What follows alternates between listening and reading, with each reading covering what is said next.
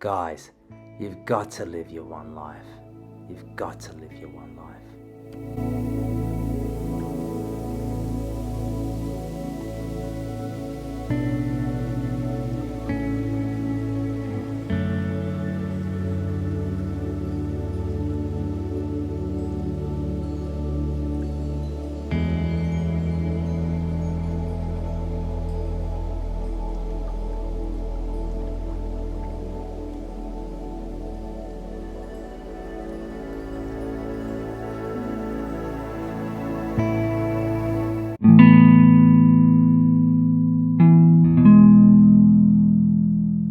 Hello.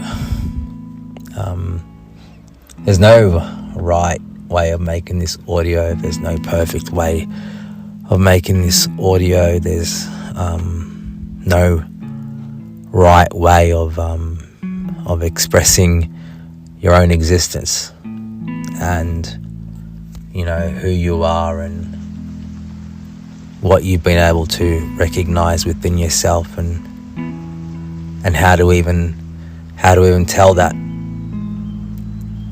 But I want to speak and I want to share a point of my own existence because it's really important for me to share my own story, or a part of it anyway, for this audio note. And it's important for me to be my own witness, that I am living, that I exist, and that I'm being the most authentic self that I can be, despite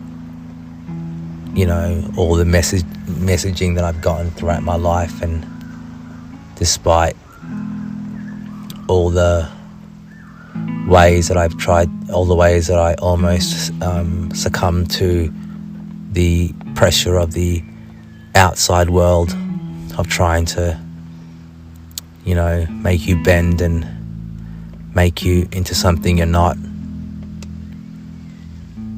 despite the fact that I spent many years trying to conform whilst also trying to maintain my own humanity. And what I've learned is that you can't do both. You can't conform and you can't also hold your own humanity at the exact same time. One has to give. And so if you choose to conform and to bend and you're owned by the outside world, you're not your own. And for me personally, to be owned by the outside world is not a life worth living for me. And so I made that choice. And so I've been on that journey to best express and articulate my own existence and who I am, despite that pressure, despite the outside world saying, no, you have to be what we want you to be, because we have our own goals and our own agenda, and you need to be a tool for us to fulfill our own agenda. And it's not easy to say no to that, but it's also not easier to say yes to that, in the sense that if you do say yes, you lose yourself. And I'm not even able to properly articulate what that does to the soul when you let the outside world dictate who you are. It's one thing if we were going to live forever, then perhaps I could in a way see why you would want to conform, because this is where you're going to be for the rest of your life. But the fact that life does end and death is real, and we all have to reckon with our own mortality, is what makes me, rush, is what makes me eager to say no to conforming to what isn't me. And, we all have our own struggles. Some call it demons, some, whatever. And, the way I see it is, I happen to be who I am, not because I chose to be who I am, but because I just am. And, I can't think of anything more cruel in the world than forcing someone to be who they're not. Not in terms of liking the colour red and the world is telling you to like the colour white, even though I find that problematic. But some things you can compromise on, and that compromise doesn't affect your well-being. It doesn't poison your soul, your spirit, your essence, But some things do. Some forms of compromise does. And I happen to be born into a household that expected me to be something that I'm not, for the sake of image, for the sake of its own ego, for the sake of the culture. And I come from a culture that doesn't accept the individual's natural essence. And then I come from a religion that also expects you to submit to that which is not you, to submit to a kind of self-mutilation. And, that's all of that is, all those things, family, culture, religion, they're all things that make the world go around.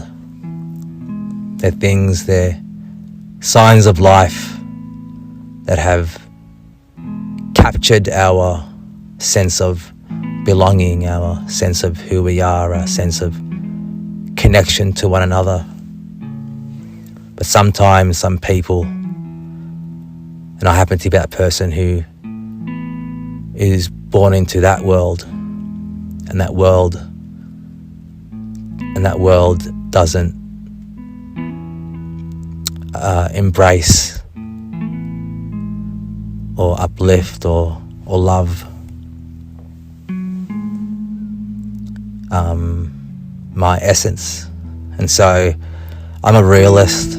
I think one of the most amazing things in life, one of the things that have gotten me through my life is, and I discovered this about 10, 11 years ago, is, a lot of people, and I'm not the only one that has gone through process of exile and not feeling like they belong and not actually belonging. And so one of the things that's helped me through that and has helped me, keep my smile and keep me going and, have hope and all that good stuff is being able to align myself with reality, because if everything in your environment, everything you know to be true, every kind of connection you have, any connection you have to a person or a people or a culture or a place or a house or a space or a land or whatever it is, that doesn't accept you. But if all of that, continuously tells you you're not worthy, because you're not who they want you to be. A lot of, I'm not the only one that has been in that kind of predicament, was born into that kind of predicament, but I find that a lot of people run from that reality, accepting that reality. But I've found that embracing that reality has really helped me be at peace, with being in exile. It's actually helped me move on and get on with my life, because accepting our own reality provides you with, it's provided me with a level of clarity. And so, with that being said, it's really important for me to be open about me, because I've been so shut off from the world, and I've learned that I don't have to be, that the world is not shut off from me. I just have to go elsewhere. And in doing so, the only way that I can, connect with the rest of the world that does embrace who I am is by being honest about who I am with myself first and foremost, which I have been. But the very last step in this stage for me towards my own healing is to be public about me, because I haven't had the luxury of being able to say this is who I am,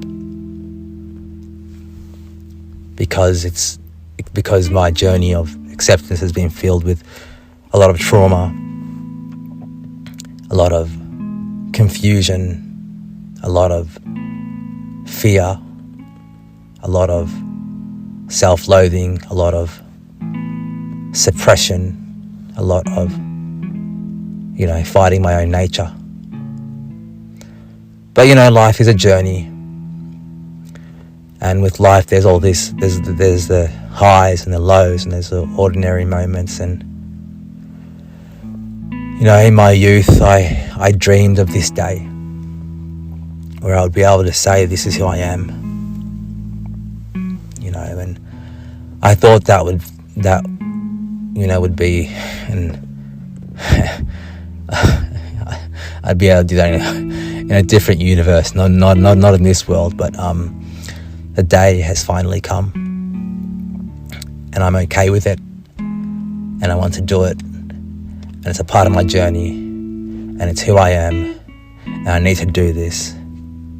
And so I'm here to say that I finally understand the core part of me that I've been trying to figure out for so long. So I'm here to say that I am gay, and that is me.